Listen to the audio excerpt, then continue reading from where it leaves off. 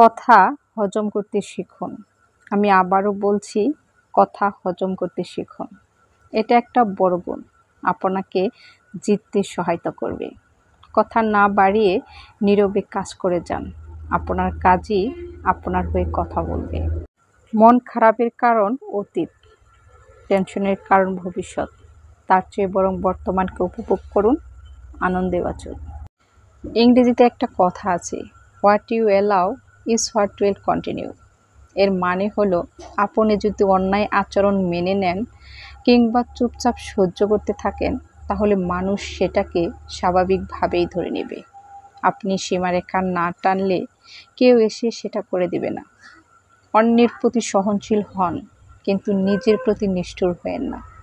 সবসময় মনে রাখবেন, নীরবতা কখনো অন্যায় থামায় না, বরং তাকে সাহস দেয়। নিজের প্রতি সম্মান দেখাতে শিখুন, তাহলে দেখবেন পৃথিবীর সবাই আপনাকে গুরুত্ব দিতে বাধ্য হবে। ব্রেকআপের পর নিজের মনকে শক্ত রাখতে এই 3টি কথা মনে রেখো। নাম্বার 1, যে মানুষটা তোমাকে ছেড়ে যাওয়ার সময় এটা একবারও চিন্তা করে না যে তোমার মনের অবস্থা কী হতে পারে, সেই মানুষটার কাছ থেকে কখনোই কোনো কিছু আশা রেখো না, কারণ সেই মানুষটা তোমাকে হারানোর ভয় পায় না। নাম্বার 2, প্রতিদিন কষ্ট পাওয়ার থেকে একবার কষ্ট পাওয়া ভালো। পুরো কষ্টটাকে অ্যাকসেপ্ট করে নাও, তারপরে আর সেই মানুষটাকে নিয়ে আর ভাববে না। নাম্বার 3, যে প্রথমবার তোমার হয়নি সে কোনো দিনও তোমার হবে না।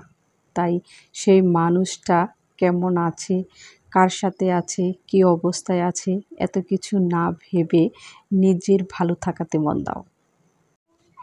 প্রেম কিংবা বিয়ে যেটাই করেন না কেন ভদ্রলোকের সাথে করবেন, আর তা না হলে প্রয়োজনে একা থাকবেন, ঘুরবেন ফিরবেন, টাকা কামাবেন, পরিবারকে নিয়ে সম্মানজনক জীবনযাপন করবেন।